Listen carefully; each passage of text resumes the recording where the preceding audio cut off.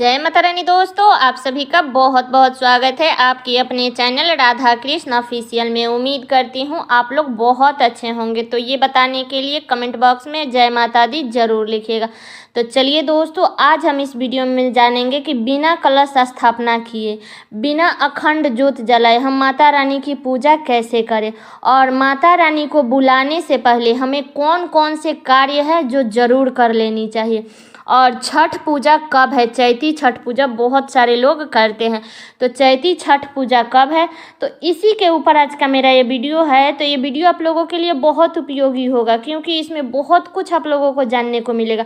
तो इसलिए वीडियो को पूरा ज़रूर देखिएगा, वीडियो के लास्ट तक बने रहिएगा। आप लोगों को संपूर्ण जानकारी मिलेगी, नवरात्रि से संबंधित, छठ पूजा से संबंधित संपूर्ण जानकारी मिलेगी। तो चलिए वीडियो को शुरू करती हूँ। तो सबसे पहले बता दूँ कि बिना कलश स्थापित किए हमें माता रानी की पूजा कैसे करनी है बिना अखंड ज्योत जलाए। तो देखिए, अगर आपके पास में समय नहीं है, आप अकेली हैं या वर्किंग लेडीज है या बच्चे छोटे हैं, कितना भी समस्या हो सकता है, तो इसलिए अगर आपके पास में समय नहीं है तो कलश मत बैठाइए, कोई दिक्कत नहीं है। और कलश नहीं बैठाएंगे तो अखंड ज्योत का तो कोई मतलब ही नहीं रहता है। वो सब तो आपके ऊपर श्रद्धा रहता है कि हाँ हमें जलाना है या नहीं जलाना है। लेकिन जब कलश स्थापित करते हैं तो ज़रूरी होता है, बहुत ज़रूरी रहता है अखंड ज्योत जलाना, क्योंकि कलश को अंधेरा में नहीं रखा जाता है। इसलिए अखंड ज्योत जरूर जलाना चाहिए जिसको कलश रखना है उसको। लेकिन जो लोग कलश नहीं रखे हैं तो वो लोग अपना ऐसे पूजा पाठ नॉर्मल कर लेंगे, और दीपक उतना देर जरूर जलाएंगे जितना देर आप लोग चाहे तो दुर्गा सप्तशती का पाठ भी कर सकते हैं या दुर्गा चालीसा भी पढ़ सकते हैं। तो इतना देर तक हमें दीपक जरूर जला करके रखनी चाहिए। तो देखिए, अगर आपके पास में समय नहीं है तो बिना कलश स्थापित का पूजा हमें कैसे करनी है। तो जो लोग कलश स्थापित किए हैं वो भी, या जो नहीं किए हैं वो भी, सुबह में जल्दी उठ जाए, ब्रह्म मुहूर्त में उठ जाते हैं तब तो ये सबसे अच्छा है। लेकिन मान लीजिए कि अगर आप वर्किंग हैं, अगर आप रात में लेट से सोती है, फिर भी कोशिश करें कि हमें सूर्योदय से पहले उठ जानी है। और उठ करके आप अपने घर में झाड़ू का नियम जरूर कर दीजिएगा। चाहे आपके घर में काम वाली बाई आती है तो क्या हुआ, लेकिन हमें झाड़ू का नियम जरूर कर लेना है। भले पोछा लगाए ना लगाए, लेकिन 9 दिन तक आपको झाड़ू जरूर लगा लेनी चाहिए। उसके बाद भी काम वाली बाई आती है तो वो अपना झाड़ू पोछा जो भी करना है वो अपना करती रहेगी। उसके बाद आप लोग स्नान कर लीजिएगा, साफ स्वच्छ वस्त्र पहन लीजिएगा। वैसे तो मैं 9 दिन के 9 वस्त्र डाली हूँ, आप चाहे तो बिना व्रत रखे भी 9 दिन के 9 वस्त्र पहन करके माता रानी की पूजा कर सकते हैं।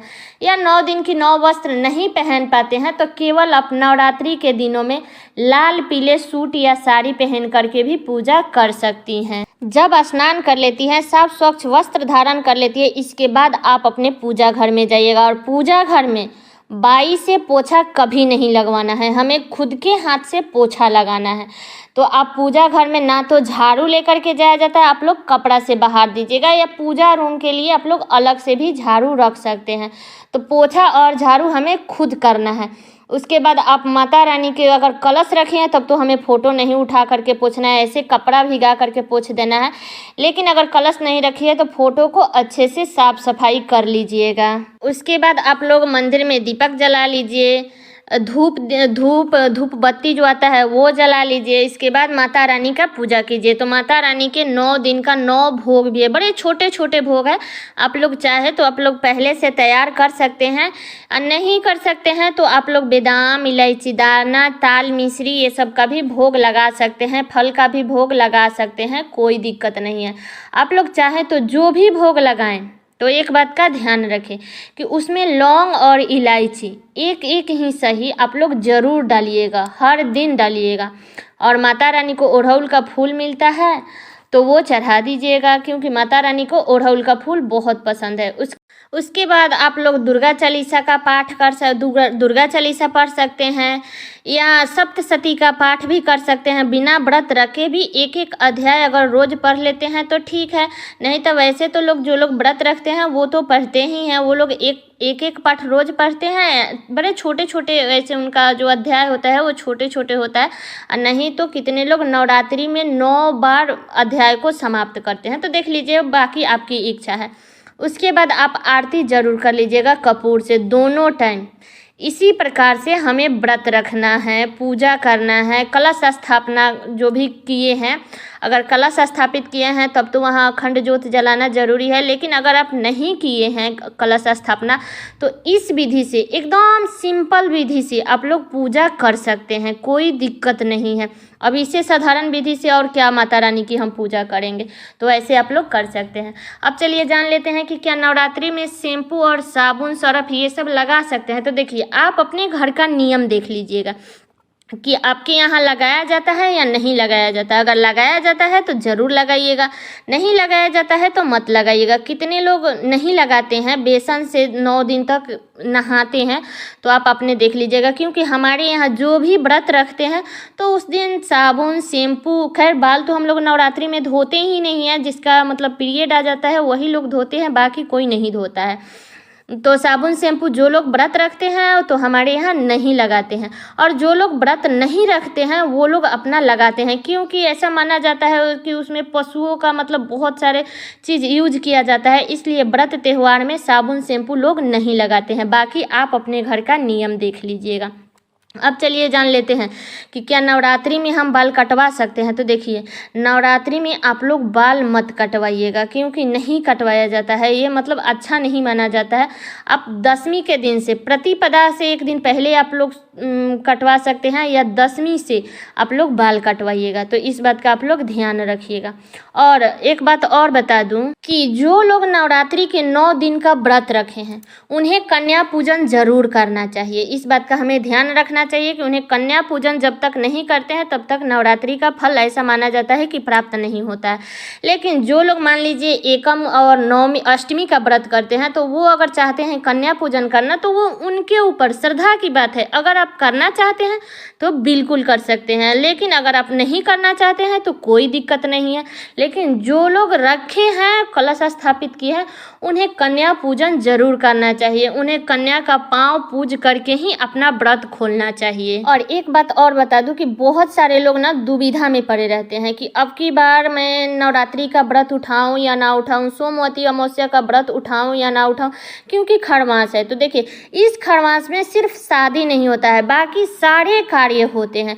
आप नवरात्रि का व्रत उठा सकते हैं, आप सोमी अमावस का व्रत उठा सकते हैं। मैं खुद अब की बार पहली बार मैं सोमवती अमावस्या का व्रत उठा रही हूँ, कोई दिक्कत नहीं है। इस खरमास को उतना लोग नहीं मानते हैं, इसमें सारे कार्य होते हैं, सिर्फ शादी नहीं होती है। तो इस बात का हमें ध्यान रखना है। तो जिसको भी नवरात्रि का व्रत उठाना है वो उठा सकते हैं, खरमास से कोई दिक्कत नहीं है।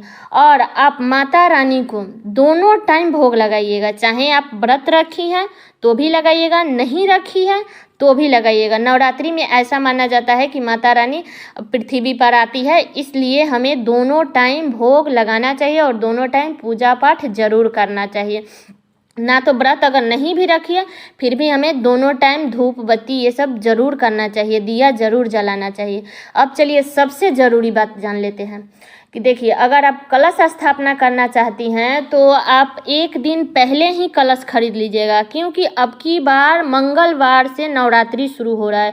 तो आप सभी को पता नहीं, पता है या नहीं है, बहुत सारे लोगों को पता रहता है कि रविवार और मंगलवार के दिन मिट्टी के सामान नहीं खरीदा जाता है। तो इस बात का आप लोग ध्यान रखिएगा, एक दिन पहले ही खरीद ले, सोमवार के दिन ही खरीद ले, क्योंकि 9 अप्रैल से मंगलवार के दिन से नवरात्रि शुरू हो रही है। और जब भी आप कलश खरीदने जाएं तो एक बात का ध्यान रखें कि उसको अच्छे से हमें चेक करके लाना है कि कहीं टूटा फूटा तो नहीं है, क्योंकि जब हम लोग कलश स्थापित कर देते हैं तो वहाँ से पानी टपकना शुरू हो जाता है। तो वैसे कलश हमें नहीं खरीदना है। आप चाहे तो आप अपने घर से स्वच्छ जल लेकर के जा सकते हैं और उसमें कलश में डाल के चेक कर सकते हैं। ऐसे दुकान पर से भी हमें जल लेकर के चेक नहीं करना चाहिए, क्योंकि किस हाथ से वो लोग छुए रहते हैं।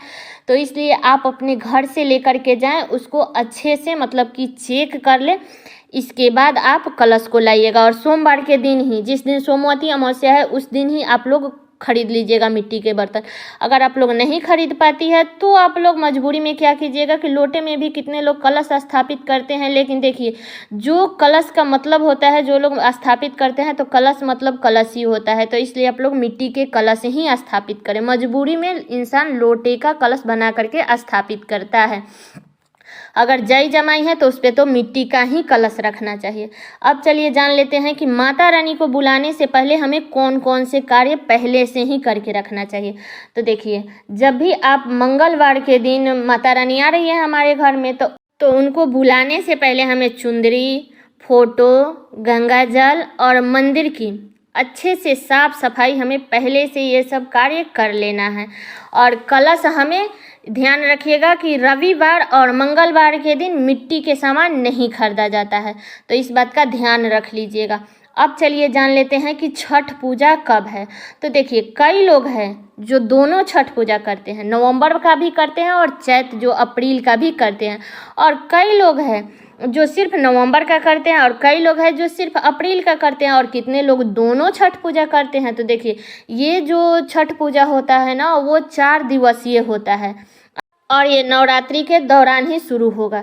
तो बता दूं कि 4 दिवसीय जो कि चतुर्थी तिथि से लेकर के और 7वीं तिथि तक समाप्त हो जाता है ये छठ पूजा। तो ये 4 दिन का व्रत होता है। तो बता दूं कि छठ पूजा कब से शुरू हो रहा है। तो देखिए, 12 अप्रैल को नहाए खाए हैं, 13 अप्रैल को खरना है, 14 अप्रैल को पहला घाट है जो कि संध्या के समय में हम लोग अर्घ देते हैं, तो वो है 14 अप्रैल को, और 15 अप्रैल को सुबह में अर्घ देना है, और अर्घ दे करके उसके बाद हम लोग अपना पारण कर लेते हैं। तो इसलिए ये जो पर्व होता है वो 4 दिवसीय होता है। और बता दूं कि जो लोग नवरात्रि के पहले और अंतिम दिन का व्रत रखेंगे तो वो लोग 9 अप्रैल को एक रख लेंगे और एक 16 अप्रैल को रखेंगे, क्योंकि प्रतिपदा और अष्टमी का रखा जाता है। और 17 अप्रैल को नवमी है, और उस दिन भी रामनवमी का व्रत कितने लोग रखते हैं, और जिसको कन्या खिलाना है वो अष्टमी को भी खिला सकता है, नवमी को भी खिला सकता है। और 18 तारीख को विजयदशमी है, तो उस दिन नवरात्रि का पारण भी है। आप लोग पूजा पाठ सुबह में करके उसके बाद 10वीं तिथि के दिन यानी कि 18 अप्रैल को आप लोग पारण शुद्ध सात्विक भोजन करके ही कीजिएगा। उसके बाद से आप लोग लहसुन प्याज जो भी खाना है वो सब खा सकते हैं। तो अब की बार नवरात्रि पूरे 9 दिन का है, कोई प्रकार का त्रुटि नहीं है, या कोई तिथि 1 तिथि 2 दिन नहीं है। तो इस बात का ध्यान रखिएगा, पूरे 9 दिन का नवरात्रि है। तो सारी बातें क्लियर हो गई। तो उम्मीद करती हूँ कि आप लोगों को नवरात्रि से संबंधित, छठ पूजा से संबंधित संपूर्ण जानकारी मिल गई होगी, और ये वीडियो आप लोगों के लिए बहुत ही उपयोगी होगी। तो कमेंट करके ज़रूर बताइएगा कि कैसा लगा ये वीडियो, और चैनल पर नए आए हैं तो सब्सक्राइब कर लीजिएगा, बेल आइकन को प्रेस कर लीजिएगा, जिससे मेरे वीडियो का नया नोटिफिकेशन आप सभी के पास में सबसे पहले पहुँचे। और वीडियो को लाइक कर दीजिएगा, क्योंकि आपकी एक लाइक से मुझे बहुत ही मोटिवेट मिलता है। तो वीडियो को लाइक कर दीजिएगा और वीडियो को शेयर कर दीजिएगा, ताकि हर कोई संपूर्ण जानकारी प्राप्त कर सके नवरात्रि से संबंधित, छठ पूजा से संबंधित, और नवरात्रि में हमें साधारण तरीके से पूजा कैसे करनी है, तो संपूर्ण जानकारी उन्हें भी प्राप्त हो जाए। तो चलिए दोस्तों, मिलती हूँ अगले वीडियो में किसी नए वीडियो के साथ में। तब तक के लिए नमस्कार।